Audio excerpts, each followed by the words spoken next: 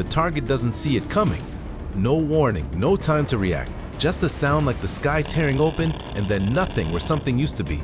Somewhere between Iraq, Afghanistan, and Syria, cameras were rolling when the A-10 Warthog did exactly what it was built to do. What they captured was not clean, it was not distant. It was footage that makes every other air-to-ground gun video look like a training reel. What you're about to watch shows you, frame by frame, what happens the moment the most brutal close air support aircraft ever built finds its target. This is the most brutal A-10 Warthog combat footage ever released.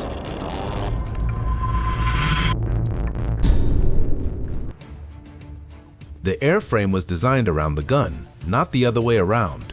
That distinction matters more than anything else you're about to see. Fairchild Republic built the A-10 Thunderbolt II as a flying platform for a single weapon, the General Electric GAU-8 Avenger, a 7-barrel rotary cannon that fires 3,900 rounds per minute. Not individual shots. Bursts so dense and fast, the human ear registers them as a single tearing sound. Each round is 30 millimeters in diameter, tipped with depleted uranium. A metal so dense it doesn't just penetrate armor, it ignites inside it, superheating everything in the crew compartment at the moment of entry. The cannon weighs 1,830 pounds. The entire nose section was engineered to hold it. The pilot sits inside a titanium bathtub, a 1,200-pound shell of armor plate proof against 23 millimeter cannon fire from below. The engines sit separated on opposite sides of the fuselage so a single hit can't kill both. The hydraulic systems are triply redundant. Every design choice was made for one mission: fly low, absorb punishment, and kill tanks. The Pentagon nearly buried the program 3 times before a single aircraft reached a combat theater. Too slow, they said, too ugly. The fast jet era had arrived, and a subsonic, straight-wing ground attack plane looked obsolete on paper. That is the machine the Air Force tried to cancel before it ever went to war. What it did when it finally got there rewrote the rules of close air support forever, starting with one cannon shot over Kuwait in February 1991.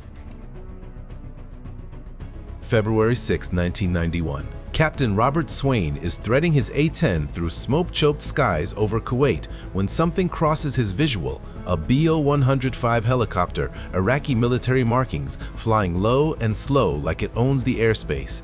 Swain has no air-to-air missiles. Nobody loaded them because the GAU-8 was never built for helicopters. It was built to punch through tank armor. He maneuvers anyway. Angles the nose, walks the reticle onto the rotor disc. He squeezes the trigger. The BO-105 comes apart mid-air. That one pull makes Swain the first A-10 pilot in Air Force history to score an air-to-air kill with a cannon that was never supposed to do that. That is what the weapon the Pentagon tried to cancel did on its opening act. But the helicopter was a warm-up. What came next wasn't a duel, it was an execution. Late January, an Iraqi armored column, more than 100 vehicles, T-55 tanks, armored personnel carriers, supply trucks, rolls south out of Kuwait on a flat desert highway. Saddam's last calculated gamble, the Khafji offensive, pushing into Saudi territory. American intelligence tracks every vehicle. A-10s are vectored in. The first pass kills the lead vehicle. The second kills the trail. The column is sealed. 100 armored vehicles on open road with no room to maneuver and nowhere to go. One pilot described what happened next in 2 words: feeding frenzy. The Warthogs worked the line systematically, pass after pass. Mavericks, 30mm 500 lb bombs. Iraqi crews abandon their vehicles and run across open desert with nowhere to hide. By the time the A-10s turn for home to reload, more than 100 armored vehicles are burning in a single column. The Pentagon had called this plane obsolete. 3 weeks later, February 25th, day 2 of the ground war. The sky above Kuwait is black. Oil field fires have turned noon into midnight. Captain Eric Fish Salmonson, flight lead from the 76th Tactical Fighter Squadron, and his 26-year-old wingman, First Lieutenant John Carl Marks, take off into that hell before sunrise. They find a Republican Guard tank column, engines running hot in the cold dawn, exactly what an AGM-65 Mavericks infrared seeker was built to see. 6 Mavericks, 6 tanks, 10 minutes. They land at a forward strip, refuel, rearm, go back up.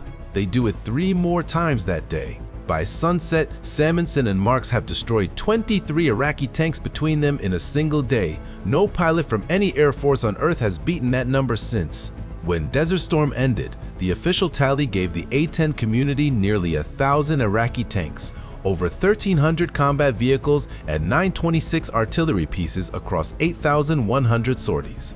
That is what the ugly, slow, obsolete plane did when someone finally let it fight. But Kuwait was flat terrain, clear skies, and predictable targets. What the Warthog could do on a snow-covered mountain at 10,000 feet at night with friendly forces pinned meters from the target, that was something different entirely. March 4th, 2002, Eastern Afghanistan, 03,000 hours. The MH-47 Chinook is 30 seconds from touchdown on Takur Ghar summit when the mountain erupts. Al-Qaeda fighters had been waiting. An RPG punches through the fuselage. Heavy machine gun rounds tear through the skin of the aircraft. The helicopter pitches violently, and Navy SEAL Petty Officer First Class Neil Roberts slides off the open ramp and disappears into the snow 10,000 feet above sea level. What happens next will last 17 hours and kill 7 Americans before it ends. The quick reaction force that goes up to recover, Roberts lands directly into the same ambush. AH-64 Apaches, sent to suppress the ridgeline, take catastrophic damage and are driven off. The Al-Qaeda position on Takur Ghar's peak is fortified, elevated, and murderous. Every avenue of approach to that summit is covered.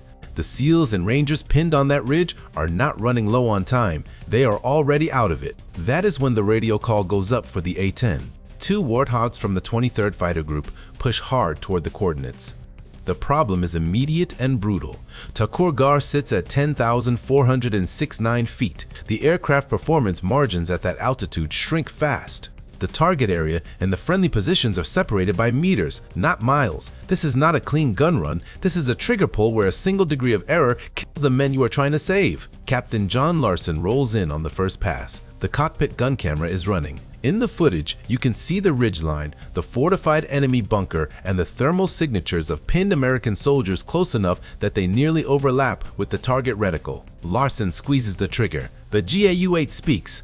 On the camera, the bunker position simply ceases to exist. The rounds hit at 4,200 feet per second, and they do not negotiate. He comes back around. Another pass. Another burst. The Al-Qaeda fighters attempting to maneuver on the pinned Americans stop maneuvering. The A-10s fly 9 sorties over Takur Ghar that day. Each pass is filmed. The cockpit footage released in the official citation record shows danger close strafing that no other fixed-wing platform in the U.S. inventory was certified to attempt at that altitude and proximity. The confirmed enemy kills from those passes directly prevented the complete annihilation of the American forces holding that ridgeline. 7 men died on Roberts Ridge on March 4, 2002. The official after-action assessment concluded that without the A-10 gun runs, that number would have been everyone. That is the Takur Ghar footage. A mountain, meters of separation, a trigger pulled anyway. But if you think flying danger close to friendly troops with working systems is the most extreme thing a Warthog pilot ever did, wait until you see what happens when every hydraulic line is shredded and the controls go dead over Baghdad. April 7, 2003, Baghdad. Captain Kim Killer Chick Campbell, 75th Fighter Squadron, is pulling off her second gun run of the morning over the Iraqi capital when the city comes back at her. Surface-to-air fire fills the airspace. Multiple hits register across the airframe simultaneously. Not grazing blows, not a single lucky shot. More than 300 rounds punch through the skin of her A-10 in seconds. The nose pitches, the controls go slack. Both hydraulic systems are gone. In any other aircraft in the US inventory, that sentence is a death sentence. Hydraulics move the flight surfaces. Without them, you are not flying an airplane, you are falling in one. Most pilots at that moment would be reaching for the ejection handle. Campbell does not reach for the ejection handle. The A-10 was built with a feature so old-fashioned that engineers who designed modern fighters considered it unnecessary, a fully mechanical backup called manual reversion. No electronics, no hydraulic assist, pure cable and pulley, pilot muscle against airframe physics. It exists for exactly this moment. Nobody expected a pilot to actually use it over a hostile city after 300 holes had been punched through the aircraft. Campbell engages manual reversion. The controls respond. Barely. The aircraft handles like steering a truck with a broken power steering pump, except the truck is doing 400 miles an hour through Baghdad airspace at low altitude. Every input requires her full physical strength. The plane wants to yaw, roll, die. She flies it anyway. Her wingman, Lieutenant Colonel Rick Bino Turner, pulls alongside to assess the damage. What he sees is an A-10 that by every technical measure should not be airborne. Fuel is venting. Hydraulic fluid has streaked the entire underside black. Sections of the tail are visibly shredded. The aircraft is leaking and fighting and somehow still flying because the woman inside it refuses to let it stop.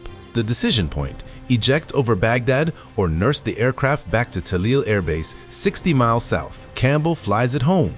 The approach at Talil is not a landing so much as a controlled crisis. With no hydraulic brakes, no normal flap function, and manual reversion fighting every correction, she puts the A-10 on the runway. It rolls hard, slides, and stops. She climbs out. The ground crew counts the holes, more than 300 individual impact points, both hydraulic lines severed, control surfaces partially destroyed, the titanium bathtub wrapping the cockpit. The same redundant structure the Pentagon considered unnecessary in the 1970s had absorbed hits that would have killed any pilot in any aircraft not specifically designed to take this kind of punishment and keep flying.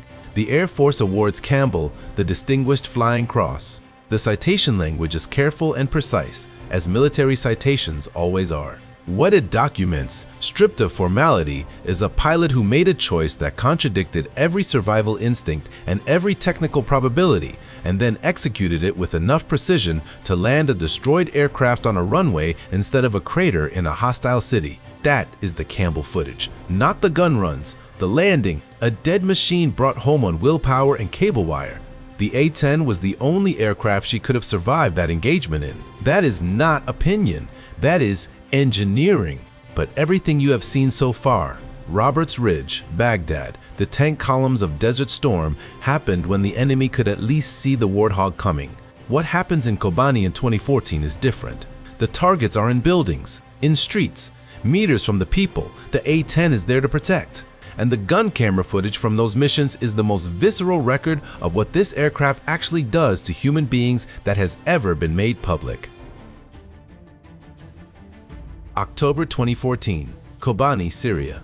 The city is dying block by block. ISIS has pushed from 3 directions simultaneously, and the Kurdish YPG fighters holding the eastern districts are running out of ground to give. Street by street, building by building, the black flags are moving in. The fighters planting them believe they are hours from total victory. They don't hear it coming. The 354th Expeditionary Fighter Squadron deploys A-10s over Kobani as part of Operation Inherent Resolve. The pilots have flown desert columns and mountain ridgelines before. This is different. This is a living city with friendly forces and enemy fighters separated by the width of a single street. The margins for error are not margins. They are lines drawn in blood. The FLIR footage from those missions is not classified. The Air Force released it, and the moment you watch it, you understand why this chapter in the Warthog's record stands alone. Look at what the cockpit camera captures. A technical pickup truck. Heavy machine gun welded into the bed, 4 fighters visible in the thermal image, rolling through an intersection 3 blocks from YPG positions. The YPG Joint Terminal Attack Controller on the ground calls it in. His voice is calm. The distance he gives between the vehicle and his own men is less than 100 meters. The pilot rolls in. The GAU-8 fires for less than 2 seconds. What was a vehicle and 4 men is now a thermal smear across Syrian asphalt. The truck does not burn dramatically, it simply stops being a truck. The rounds hit at nearly a mile per second, and the vehicle comes apart the way a paper cup comes apart under a boot. The men around it are not thrown back, they are deleted from the frame. The YPG controller keys his radio. Confirmed. Good kill. This happens again and again.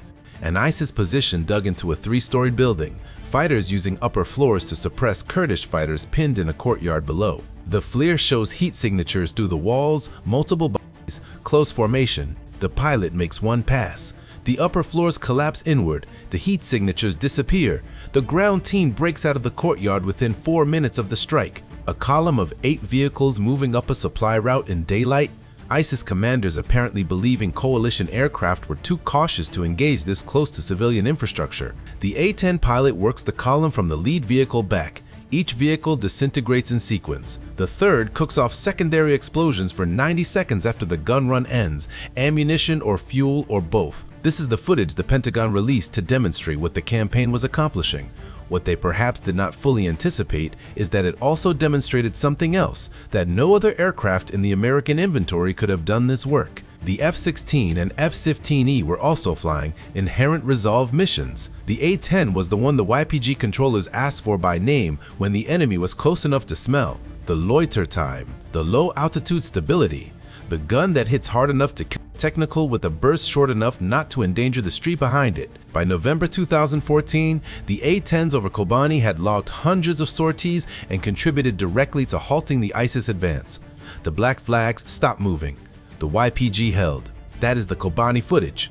Not a demonstration, not a range exercise, real gun camera, real distances, real people dying on both ends of those passes. The aircraft that produced this record was simultaneously scheduled for retirement by the very service branch that flew it. That contradiction is not an accident. It is the central story of everything the Warthog has ever been. 2003, Baghdad. Kim Campbell nursed a dead airplane home. The Air Force brass looked at the repair bill, the airframe hours, the maintenance burden, and started writing retirement proposals before the hydraulic fluid had dried. This is where the story turns ugly. Not enemy fire, not terrain, not mechanical failure. The biggest threat the A-10 has faced across its entire operational life has been the United States Air Force itself. The first serious retirement push came after Desert Storm. The Pentagon looked at the post, Cold War drawdown, saw an airplane designed to stop Soviet armor columns that no longer existed, and quietly began preparing to put it out to pasture. Then Somalia happened, then Bosnia, then the Balkans. Every time the Air Force moved to cut it, some ground commander somewhere was screaming for it on the radio, and Congress pulled the plug from the plug pullers. The cycle repeated with almost mechanical rhythm. 2012, the Air Force officially proposes retiring the entire A-10 fleet, citing a projected $5 billion savings over 5 years. The argument was clean and budget rational. The F-35 was coming, the Warthog was old. Time to move on. Then someone in the hearing room played Kobani footage. Congress blocked it. Again, 2015. The Air Force tried once more, attaching the retirement proposal to sequestration language, burying it in budget documents. A-10 pilots, active duty on the record, began testifying before Senate Armed Services Committee hearings in uniform, describing in clinical detail what would happen to troops in contact if the airplane disappeared. General Mark Welsh, Air Force Chief of Staff, argued the money was needed for newer platforms. Senator Kelly Ayotte argued back with gun camera cameras. The Air Force lost. Again! By 2019, Congress had written A-10 retirement protections directly into the National Defense Authorization Act. The service branch that flies the Warthog had been legislatively prevented from killing it. That is the institutional verdict, not from an enemy, from the people who are supposed to fly it. And yet, here is the question that keeps surfacing in every one of those hearings, in every Pentagon budget document, in every conversation among commanders who actually call for CAS when rounds are incoming. What replaces it? The answer nobody in the Pentagon wants to say out loud is nothing. Pull the numbers side by side and the gap is brutal. The A-10 carries 1,174 rounds for its GAU-8. The F-35A carries 182 rounds in its internal cannon. 182. A single Warthog strafing pass at Kobani burned through more ammunition than an F-35 carries into a full combat sortie. The A-10 can loiter over a troop's in-contact situation for roughly 2 hours on internal fuel. The F-35 is a supersonic stealth platform designed for air dominance at altitude. Its low-speed, low-altitude handling over a chaotic urban street or a mountain ridgeline like Takur Ghar is not what the airframe was built for. And survivability. The titanium tub that kept Kim Campbell flying home with 300 holes in her fuselage does not exist in the F-35. It was never designed into it because the F-35 was never supposed to be there, never supposed to be that low, that slow, that close. Ground commanders who have called danger close CAS in Helmand, in Kobani, in the Korengal know what they reach for when the radio starts screaming. They reach for the sound, that low, chest-felt thunder that arrives before the rounds do. No budget document has replaced that sound. No acquisition program has replaced what happens when the GAU-8 makes contact with something it was specifically built to destroy. That is the Warthog, and the footage proves it. If what you just watched didn't change how you see close air support, watch it again. Drop a comment below. One question only. When that GAU-8 opened up over Takur Ghar with friendlies that close, was the pilot's call an act of courage or a calculated gamble? Your answer says everything.